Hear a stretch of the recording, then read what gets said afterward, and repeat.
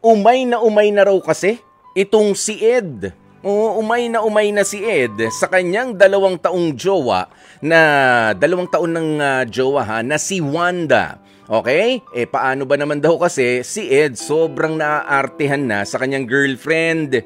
Wala na raw kasing ginawa itong si Wanda kundi ang magparetoke na lang ng kung ano-anong parte ng kanyang katawan. Yan ay kahit na katatapos pa lang daw na magpa-botox at nagpaplano na raw ito na magpa-lip filler. Lip filler, ito ba yung yung parang palalakihin yung labi? O ganyan. Ang depensa naman daw ng kanyang girlfriend, punong-puno raw kasi siya ng insecurities sa sarili. Kaya naman kausapin natin itong si Ed ng Tarlac. 28 years old. Ed, magandang tanghali sa'yo, Ed. Hello, Kuya Poy. Magandang tanghali po sa lahat at sa ating mga tagapakinig po. Tama ba na 28 years old ka lang, Ed? Yes po, Kuya Ed. Tama po, 20 years old po ako. Kuya Poy, kayo po si Ed. Mapati po sa mga taga-Tarlac. Ayun. Sa Tarlac ba, anong salita? Kasi alam ko naghahati dyan ang Kapampangan at ang mga Ilocano. Anong salita niyo dyan? Ganun din po, sir, Kuya Poy. Kumbaga, Ilocano. Marunong ka rin magkapampangan. Marunong na ito, Tagalog. Sige, batiin mo yung mga sangka Ilocanuhan na nakikinig dyan. Sina Manong at sina Manang, sina Lakay, sina Bakut. Ay, binabati ko lahat ng taga-Tarlac. In Ilocano, syempre. Manong Ed, Ilocano. Ay, si Manang. Ay, naapo. Batiin mo ng pa-Ilocano. Ed? Hello. Binabati ko nga lahat dyan, taga-Tarlac, mga Ilocano at mga magsasalita ng mga Pampanggenyo. Kala ko naman, marunong ka mag-Ilocano. Ay, hindi yo. Yung yung ito nga akong girlfriend ko, siya talagang marunong mag-Ilocano at family po niya. Ikaw naman, di mo naman sinabi, dayo ka lang naman pala. Okay. Pero hindi, sige Ed, itong si Wanda, sabi mo ay nagpa-botox, ganyan. Pwede ba namin malaman kung ilang taon na itong si Wanda? Si Wanda po, ito pong aking karelasyon ngayon, Kuya Ed. Kuya Poy po, kayo po si Ed. Kuya Poy pala, Kuya Poy. Bale, nga po si Wanda, 27 years old na po, at 2 taon na rin po kami magkarelasyon. Bakit kinakailangan daw na siya ay magpa-botox? Ayun nga po, Kuya Poy, ang di ko maintindihan. Kasi, siyempre, para sa akin, talagang mahal ko. Maganda siya sa akin. Siguro, ang sabi niya sa akin nung nagsisimula kami, dahil nga meron siyang parang childhood experience, nagkaroon siya ng ng insecurity. Okay. So, parang gusto niya mawala yun. Bakit? Ano raw yung mga itinutukso sa kanya? Ano yung mga sinasabi sa kanya na hindi niya nagustuhan? Ayun nga daw, Kuya Poy, ang problema yun sa unang-una, yung sa kanyang labi. Tapos yung balat niya, kumbaga hindi siya ganun kaputian. Alam niyo naman dito sa ating bansa, sa Pilipinas, pagka maitim ka, talagang tinutokso sa eskwelahan, ganun. Sandali, ganito lang, Ed, yung totoo, gusto kong malaman yung totoo, pero sabi mo nga kanina, maganda naman ang tingin mo kay Wanda, kaya nagtataka ka, bakit pa kailangan gumastos, bakit pa niya kailangang ibahin ang itsura ng ilang bahagi ng kanyang katawan. Pero sa totoo lang, okay, sa totoo lang, pwede mo bang i-describe sa amin yung, kasi Wanda, hindi naman ito yung totoo niyang pangalan. Okay? Para na rin sa protection naman ni Wanda. Yun sa totoo lang yung itsura ba ni Wanda ay masasabi mong, sabi mo nga, hindi ka putian. Pero yung skin ba niya, kasi meron yung hindi maputi, pero magaganda. Yung mga tan, yung mga mulata. Yun ang yun ang ko, talagang gusto ko sa isang babae. Kumbaga sa sa panglabas na yung morena, yung parang Filipina beauty, yan talaga. Ganun si Wanda sa paningin mo, ganyan. Para sa kumbaga kahit walang baguhin, kahit nung nagsisimula kami, gusto ko ganun Tapos, doon naman, sabi mo, doon sa labi niya. Ano naman yung napansin mo nung, ayan, nagpaplano siya magpa-lip filler? Lip filler, yan yung ano, no? Medyo kakapal yung labi. Medyo kakapal yung labi niya kasi ang sabi niya sa akin, madipit daw yung labi niya, which is hindi bagay doon sa kanyang, yung sa parang face shape niya. Ang problema, Kuya Puy, kakabotox lang nung girlfriend ko nga, nitong July. Ang gusto ko, syempre, kahit paano, magpahinga ka. Wala naman, sige, tanggap ko na. Pero sa totoo lang, kahit wala eh. Kahit wala. Alam mo, ako medyo i-enlighten mo nga ako. Kapag ka ba nagpa-botox ang babae, ano ba nagbabago sa kanya? Kasi alam ko dati, ang nagpapa-botox, yung mga medyo nagsasag na yung skin. O yung mga medyo nagkakaedad na. Di ba? Ganun yun? Ganun nga yun, Kuya. Bale, kasi kapag nagpa-botox ka, para mauubot yung balat mo eh. So kung kunyari may mga sign of wrinkles ka, yun, kumbaga matitreat siya. Kumbaga mapabanat yung mukha mo. Oo. Kasi kaya nga tinanong ko sa'yo kanina, 27 years old lang itong si Wanda. Bakit? Para bang pang may edad na? Yung advance ba yung pag-edad ng skin niya? Para magpa-botox ng ganyang well, hindi ako rito, no? Pero ganun na ba? Nagsasag na yung skin? Hindi naman eh. Ang pinagtataka ko, hindi naman. Kumbaga, syempre, minsan may normal naman sa babae, lalo na pagka magkaka-amer, yung magkaka-pimples ka. Diba, hayaan mo lang naman yun kasi mawawala rin naman siya eventually. Yun nga ang problema. Gustong-gusto niya magpaayos ng magpaayos. Gusto niya lagi magmukhang bata. Bata-bata pa, 27 years old. Oo. Ayan, okay.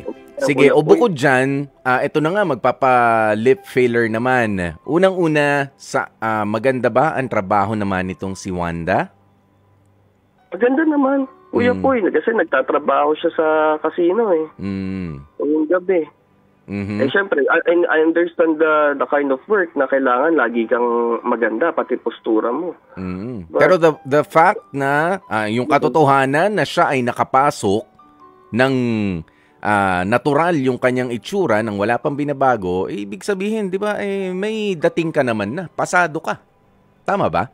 Kuya Poy, tama yun kasi hindi ka naman tatanggapin. Unang-una kaya naman ako nagkagusto sa kanya eh. Kahit naman nung una na hindi pa siya nagpapa-retoke or nagpapa-enhance, maganda na siya eh. Hindi ka naman tatanggapin sa casino if you don't have the pleasing personality. Lalo na nga kapag haharap ka, no? Haharap ka sa mga tao. Yes, at ikaw ba ay meron ding hanap buhay, Ed? Yes, Kuya Poy. Ako naman sa office naman ako. Office-based siya, kumbaga customer service. Huwag na natin banggitin ng kumpanya. Huwag na. Pagka nagbayad na sila siguro ng ayan, pwede. Ayan, pero eto na nga yung tanong ko. Sino ang gumagastos sa mga gustong baguhin nitong girlfriend mo sa katawan niya? Nahihingan ka ba? O kaya na, kumbaga, contribute ka naman, gusto kong baguhin to para mas gumanda ako, ganyan. Naabala ka ba doon sa mga parting yun? Ng gastusan? Hindi naman totally naaabala ako sa ganun, Kuya Poy. Kumbaga, most of the, kumbaga sa gastos, siya naman yun. Kumbaga, pinag-ipunan naman niya. Ang lang talaga sa akin, siyempre, kumbaga, pagka kami lalabas, magde-date, ako na yung gumagastos, which is, kumbaga, ko naman yun. Kumbaga, decision ko naman yun. Maluwag sa loob ko. Kasi mahal ko naman siya. Ang problema lang, nag-aalala lang naman ako dahil, kumbaga, sa pahinga. Sa pahinga lang naman. Ayan, sa pahinga, tsaka doon sa, syempre may mga isasaksak na gamot yan, syempre. May mga isasaksak na gamot. Tama ba? Yun nga. Kuya Poy, isipin mo, kaano lang nitong July, may na naman tong lip filler, sabay ang sabi sa akin itong November or December, by the end of this year, gusto pang magpa Barbie arms. Ano no? Barbie arms. Ano yun? Ko, ano mangyayari sa Barbie arms? Halika nga be, liliit yung liliit yung braso. Liliit yung braso. Gusto pang maging malika Okay. Ayan, pero ito lang naman ang tanong ko, diyan ba sa mga procedure na yan na pinupuntahan niya, lisensyadong clinic ba yan? Ha? O baka naman ito yung mga, alam mo na, may mga kaso dati, mga kakilala lang. Tuturukan ka ng ganito, ayan, pampaputi, tuturukan ka ng ganyan. Alam mo, ang pwede magganyan, mga nurse. Ayan, sa pagkakaalam ko, no, yung mga glutathione, yan, yung mga ganyan. Pwede. Pero kailangan din talaga ay sigurado ka at walang kontra, medical, ano ba yan? Hindi nagko-contradict kung meron kang iniinom na gamot, kung may maintenance ka, inaalam din yan eh. 'Di ba? Hindi ka pwedeng saksak ng saksak. Pero ito, bago magpaano, kumbaga yung sa allergies mo, kailangan wala kang allergies kung ano. So dumadaan naman siya diyan. Dumadaan doon. Maayos. Maayos yung clinic, lisensyado. Maayos naman yung clinic, Kuya Poy. Tsaka, di ba nga, dito siya nagpa-botox, maayos naman. So, siyempre, kumbaga, ang pinag-usapan nga namin, yan na yung clinic mo eh. Kumbaga, maayos yung unang gawa. Itong mga susunod mo, di dyan ka na lang ulit. Yun nga lang, sana, palipasin natin man kahit ilang buwan para kahit paano, may quality time tayong dalawa sa atin. Quality time. Oo, Kuya Poy. Kasi importante yun eh. Aanin ko naman yung ganda mo kung di naman kita nakakasama, di ba? Kasi nga, tuturukan siya. Tapos, papahinga. Gaganda. Tapos, konti lang. Wala pang quality time. Ayan, papaturok na ulit. Hindi na papahinga yung katawan. So parang nagkakaroon itong si Wanda ng addiction sa, sa modification sa kanyang katawan? Masasabi mo bang ganon?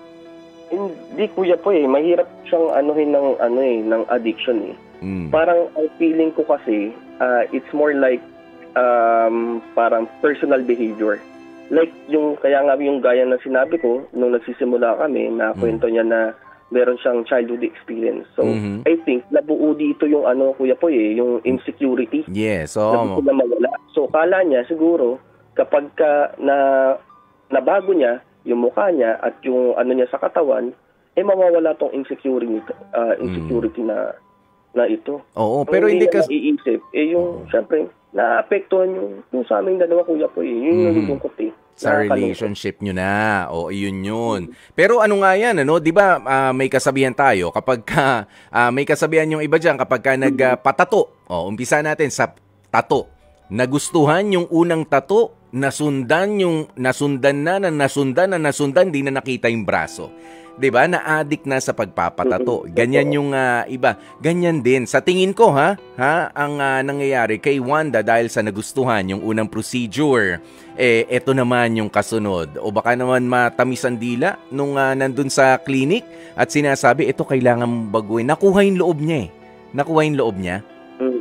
Tapos baka yun ang alam mo yun, naniniwala, ito naman ang isunod natin para mas lalo kang gumanda. Pero you just have to be careful. Para sa mga nakikinig din po sa atin, kaya ako tinatanong na legal ba, lisensyadong clinic, may doktor ba talaga na lisensyado rin na humaharap sa inyo sa pinupuntahan nyo? Kasi may mga kaso na po tayong mga narinig dati.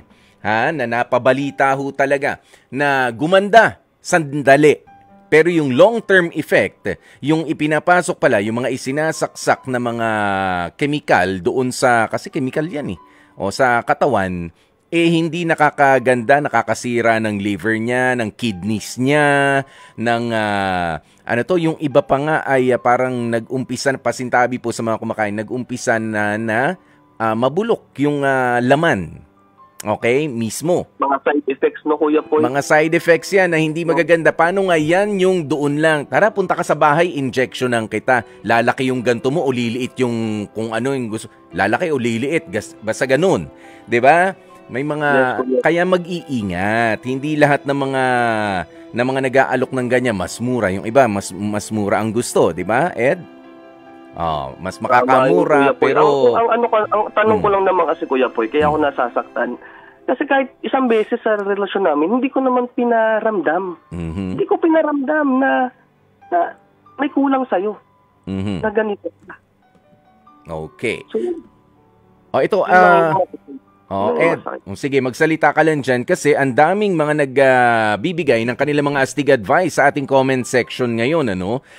Tungkol sa mga nakikinig sa kwento mo. Sabi ni Jonalyn Alcantara, ang astig advice ko sa... Ay, hindi pala to. Ay, hindi, tungkol pala sa asawa niya naman yan. O, ito si Gail Enriquez, sabi niya, ang astig advice o astig comment ko, yayamanin si Wanda. Sana all.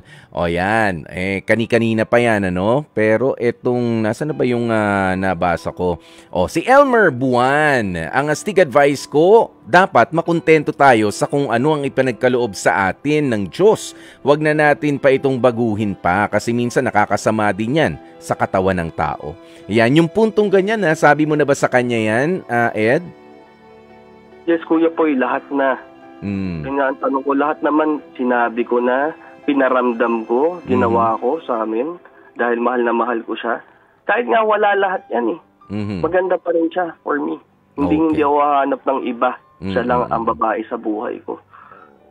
Okay, eto na si Rita Pardico, sabi niya, ang astig advice ko, #astig advice ko, makontento tayo sa kung ano ang ibinigay sa atin. Kaartihan na po yan at wala siguro siyang tiwala sa sarili niya, sa itsura niya. Delikado po yan, ate, ha? Puro retoke. Ang pagsisisi na sa huli, baka magaya ka sa iba na napahamak pa sa kakaparetoke. Isunod na rin natin itong sinabi ni Kaizel Macapactor. May mga napanood akong interview na mga ganyan. Nakaka-addict nga daw po ang magparetoke. Ganoon.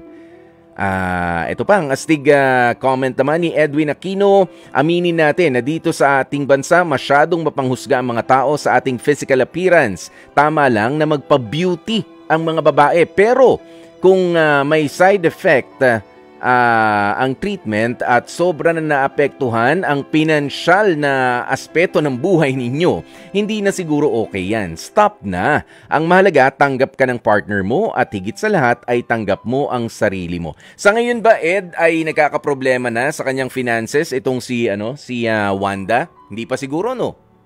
Kuya po, hindi Kasi unang-una, hindi pa naman kami naglilibing. Wala pa namang anak. Kumbaga lahat, may trabaho siya, may trabaho ako. So, lahat kumbaga ng gastos, kumbaga sa sarili. Okay. Sige. O eto, may gustong kumausap sa'yo. Ewan natin kung meron kayong parehas na experience. Kausapin natin, ang taga Cavite na si Nico para sa kanyang astig advice naman din o astig comment. Nico, magandang tanghali sa'yo. Nico? Nico? Hello? Ayan, Nico. Nandiyan ka na? Si Nico na ba to? O si Ed? O, Nico. Anong astig advice na may bibigay mo dito kay Ed? Ang i-advise ko sa kanya, Kuya Poy, hayaan niya siguro yung girlfriend niya kasi her body, her decision, her choice. So, para sa akin, sumuporta na lang siya. Pero huwag siyang tumigil sa pagsabi rin ng mga pagpapaalala. Ng mga yes. Ayan. Okay. Makes sense. Yun lang ba ang sasabihin mo, Nico? Oo, yun. Kaya niya. Kaya niya? Kumbaga, kakayanin talaga. Hindi, pero Nico, kumbaga, gusto niya yan, pagbigyan mo. Pero wag mo naman ding hayaan na sige lang siya ng sige. Paalalahanan mo rin. Okay? Yes, alright. Maraming salamat sa Nico, para sa ating astig advice na yan na nagmula pa sa Cavite. Narinig mo naman yun, Ed? Yes, Kuya Poy. Tama naman. Kumbaga, andito naman na sa sitwasyon na lahat ginagawa ko ng suporta para sa aking na pinakamamahal. At sa tingin... Sana lang talaga. I pray to God na walang side effects or mangyari sa katawan niya. Yun lang. Yeah. Okay na ako. Pero ito, mas maganda, bibigyan ka namin ng pagkakataon na magbigay ng espesyal na mensahe naman para dito sa iyong partner nga na si Wanda, sa iyong girlfriend na maraming mga insecurities sa katawan, kaya naman dumating siya dito sa punto na paretoke siya ng paretoke, inuunti-unti na, okay lang naman. Sabi nga, wala na masama. Ang problema, nagiging sunod-sunod na. Yun ang pinoproblema mo ngayon, Ed, Sige na, ito ang pagkakataon mo para makapagbigay ng mensahe para sa iyong girlfriend. Go ahead, Ed. Babe, alam mo, unang-una gusto ko talagang sabihin, mahal na mahal kita. Sobrang mahal na mahal kita. Kung anong gusto mo, kung yan talaga, alam mo, magpapawala ng mga insecurities mo sa katawan, I support it. Pero gusto ko lang sana na, alam mo yun, alagaan mo yung sarili mo, yung health mo. Ang gusto ko lang naman sana, makapagpahinga ka at yung quality time natin. Siyempre, no matter what, kung ano man ang maging itsura mo, alam mo yun, mamahalin kita. At I'm looking forward na makabuo tayo ng family in the future. Mas maayos. Yun lang. Mahal na mahal kita. Yun ang isa sa mga pinakamahalagang mensahe mula kay Ed. Kahit ano pang itsura mo, mahal na mahal pa rin kita. Ayan, at syempre susundutan ko rin naman yan ng ating astig lesson. If you come to think of it, nako mga kapatid, lahat po tayo ay mangungulubot. Lahat po tayo ay magsasag ang ating mga skin. Merong mga dating mga pagkakinis-kinis, merong mga bahagi na gagaspang. Darating at darating po tayo dyan. Wala akong sinasabi na wag mo nang baguhin kung merong mga insecurity sa katawan mo, lalo kung may kakayanan ka, pero unahin natin lagi yung kaligtasan. Okay? Yung health situation din. Hindi dahil sa umubra sa iba at kaya ng katawan nila ay kaya mo rin. Mas maganda konsultahin at maging guided tayo na long term din nating mapakikinabangan kung ano man ang gusto nating ipabago sa ating katawan, sa ating physical na itsura. Pero isa pang leksyon dito, kung ganyang katindi ang insecurities na nararamdaman nitong si Wanda, I suggest, ang akin namang astig suggestion para sa iyo, Ed, ay mas maganda na bumisita itong si Wanda, mag-invest sa isang eksperto. Malaki ang maitutulong ng mga psychologist o ng mga psychiatrist para talagang ma-pinpoint. Para ma-pinpoint ano ba ang problema, ano ba ang pinanggagalingan ng insecurities na yan, kasi it's just going to be a cycle.